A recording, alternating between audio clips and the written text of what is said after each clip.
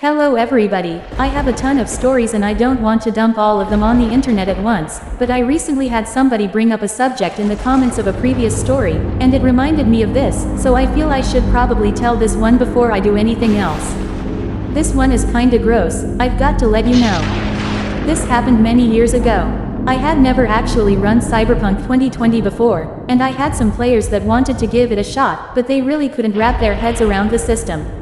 So I spent a bit of time doctoring it until I found out I could use a different system and that expedited the whole thing.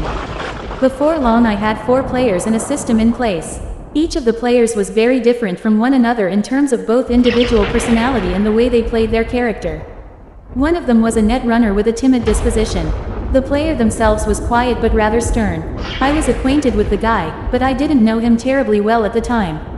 He was a sort of friend of a friend. The friend in question didn't play in that particular game. The second one was a solo. His character was a mega badass that took crap from nobody and strong-armed his way through things. His player was a scrawny and awkward kind of guy that talked a lot. When he was in character his tone changed entirely, but he would quickly go back to himself when he was describing actions from a third-person perspective. The other 2 were a rocker boy and a medtech, and they were the 2 fun-loving, roll-with-the-punches, laid-back types of gamer. Rockerboy was played like the singer for an 80s metal band, while Medtech played his character like a doctor on a TV show that I hadn't seen.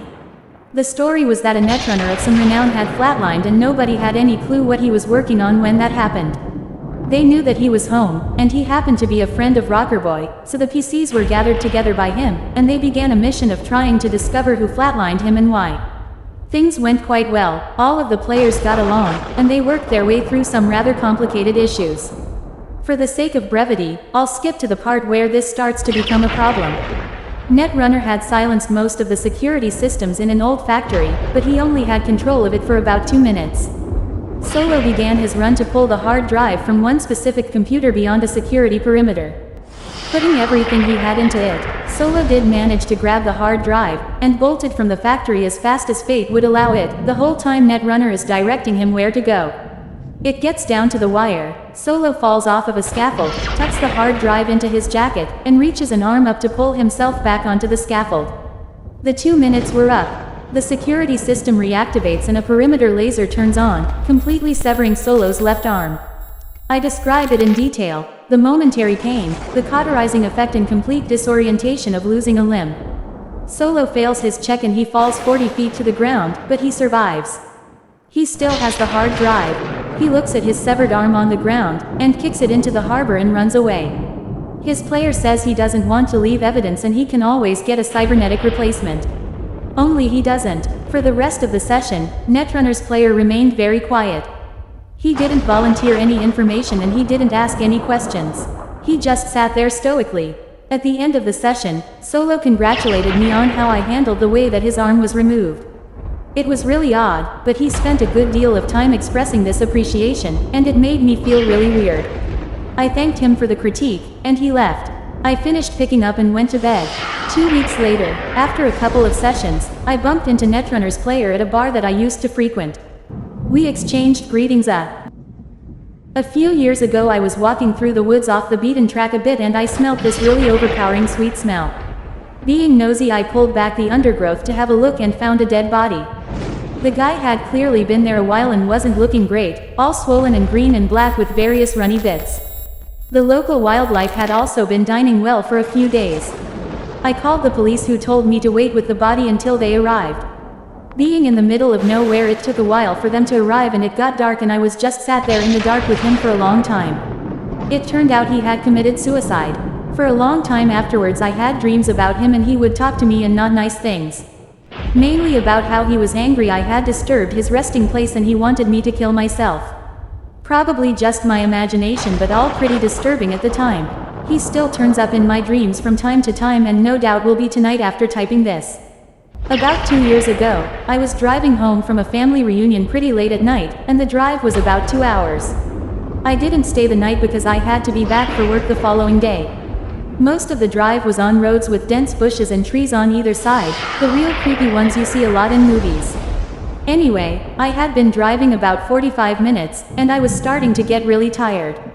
You know how sometimes you just suddenly become really tired, out of nowhere? Well yeah, that happened to me. I knew I wasn't going to last, but I didn't come across any place that I felt I could park and safely sleep. Anyway, after it became clear to me that I wasn't going to find a place to pull up, and my tiredness wasn't going away, I did something very questionable. I pulled over to the side of the road onto the grass, behind some bushes, to try and hide my car from anybody else who was going to come past. The roads weren't empty. I came across another car every few minutes or so. I made a mental note that the time was 11:22, and then fell asleep. Sometime later I was awoken by a scratching sound. I looked at the clock 11:50. The sound stopped after a few seconds, and because I was still extremely tired, I didn't bother looking around and simply went back to sleep. I was later awoken by the same sound, and it was now 12:40. This time it really freaked me out because the sound didn't stop. The thought ran across my mind that it was just an animal inspecting the car, but why would it return almost an hour after it had left the previous time? I looked in my rear view mirror and just managed to catch a glimpse of something running away into the forest. Now, at the time, I thought it was the damn hook killer, you know, the one that scratched that couple's car and then slaughtered the guy when he got out to investigate. Fuck that, I thought to myself, so I got the hell out of there. There was a bend no more than 100 yards up the road, and as I came around it, there was a fucking car, parked off to the side of the road with the driver's side door open. I slowed down just to look to see if anyone was in there. There wasn't. Then I looked in my rear view mirror. I didn't see anything, and all of a sudden, this guy comes sprinting around the corner. He starts screaming at me, shouting stuff like, hey you, get the fuck out of your car. Now, I noped the fuck out of there and sped off. I never saw the guy again. Moral of the story, don't fucking sleep on the side of a deserted road. The Haunting of Blackwood Manor. In the heart of the dense Blackwood forest stood a towering mansion, known to locals as Blackwood Manor. It had long been abandoned, its once grand halls now shrouded in darkness and mystery. Many tales circulated about the manor, whispers of ghosts and otherworldly occurrences that sent shivers down the spines of those who dared to speak of it. One foggy evening, a group of adventurous teenagers decided to explore the infamous Blackwood Manor. They had heard the stories but dismissed them as mere superstition, eager for an adrenaline-fueled adventure. As they approached the imposing gates, a sense of foreboding washed over them, but they pushed forward, fueled by curiosity. The wrought iron gates creaked open, seemingly of their own accord, inviting the group to enter. The air inside the manor was thick with dust and decay, the only sound the echo of their footsteps against the marble floors. They explored room after room, each one seemingly more eerie than the last. In the grand ballroom, they stumbled upon an old piano, its keys covered in cobwebs. To their surprise, the piano began to play a haunting melody, its notes echoing through the empty halls. Terrified, they fled the room, but the music pursued them, growing louder with each step. As they reached the top floor, they encountered a locked door. Ignoring the warnings etched into the wood, they forced it open, revealing a hidden chamber bathed in an otherworldly glow. Within it, they found an ancient book bound in leather and adorned with strange symbols. Curiosity getting the better of them, they opened the book and began to read aloud from its pages.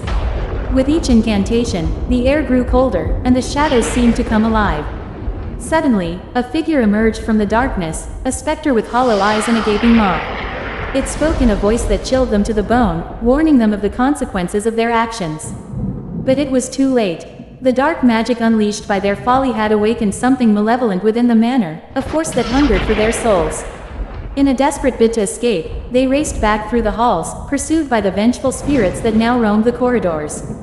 But no matter how fast they ran, the manor seemed to stretch on endlessly, trapping them in its grasp. As the clock struck midnight, the manor disappeared into the mist, leaving behind only whispers of the horrors that had unfolded within its walls. Legend has it that Blackwood Manor still stands, waiting to ensnare the unwary and claim their souls for eternity. But whether it be truth or mere myth, none can say for certain, for those who dare to seek out the truth seldom return to tell the tale. So let's call me Kiki, since that's my username. I was 16 at the time and I just finished my GCSEs. If you're American and for some reason don't know what GCSE means, it's basically final exams ever unless you want to go 2 more years. My friend circle was quite big, but where I lived there was only 3 of us. Me and 2 other boys that I was good friends with. Let's call them Peter and Luke. In the big friend group there was 10 of us. But the people who you need to know is Peter, Luke, me and a girl, let's call her Riley. Riley was a proper drama queen who was really popular. She had thousands of exes and so much beef. I met Riley when I was 12 and we got along through movies, music, pop culture, etc. This incident happened in July. It was a Sunday, I think, because I remember my mum nagging me about going to sleep and shit and how it's a school night. So my day was normal, nothing really happened. Before I went to bed I heard rocks being thrown at my window. I looked out and saw Riley. Riley didn't live in my village, so I was really shocked. By the way, it was around 2200.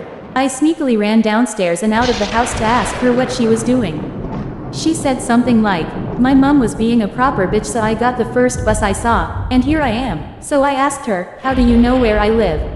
She says on Snapchat. I told her to go to Peter or Luke's house, because I had no idea what to do. She said we should both sneak out at 3 a.m. for fun. I was totally against it until she called Peter and Luke. After Riley told me they were going to sneak out to the park at 2 o'clock, I agreed I would come with as long as they waited for me outside. We planned on going to the park, and to stay there for an hour and a half, and then Riley would stay at Peter's house.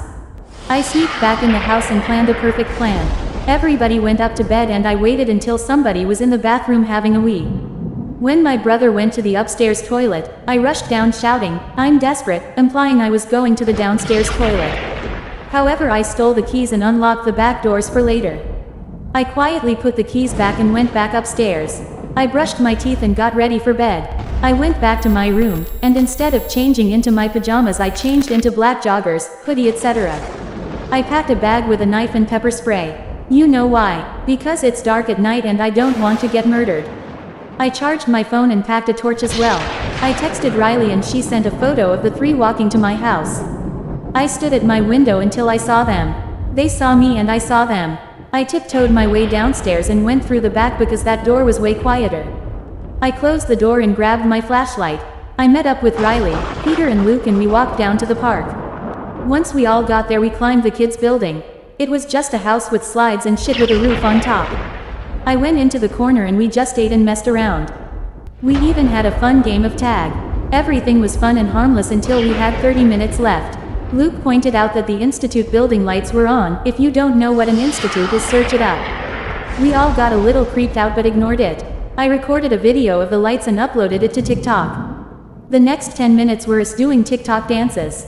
While I was doing the renegade lol, I saw the institute doors opened. I wanted to scream but I just pulled a clown face.